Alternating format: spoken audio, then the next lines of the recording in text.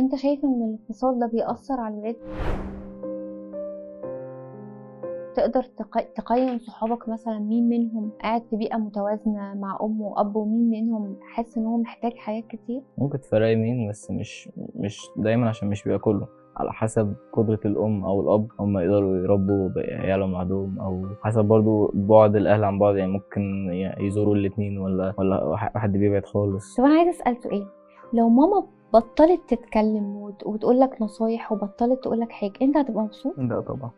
هتبقى عايز لا حتى لو طبعا. مش هتسمع كلام؟ لا. لما بتعمل موقف وبتشوف ان مثلا مامتك كانت قايله لك عليه ما تعملوش وعملته وحصل مشكله، انت بتبقى مبسوط ان انت جربت ودخلت جوه التجربه دي فخلاص مش هتعملها تاني خالص، ولا كنت تحب اكتر ان انت ما تخشش التجربه دي وتسمع الكلام من بره الموضوع؟ لا، مش هبقى فرحان. هو مش كل تجربة بتطلع يعني بإنك خدت التجربة وانبسطت، يعني دايما بيبقى فيه خسائر. خسائر كبيرة، بس لو هي حاجة كبيرة يعني، فما أظنش إن فانت أنا تنصح أرشح له اي كده. حد زيك في سنك ان هو مش كل تجربه يخشها ويبقى عارف ان هو ممكن يخرج منها بتجربه، صح؟ دايما ممكن يخسر، فما يجربش.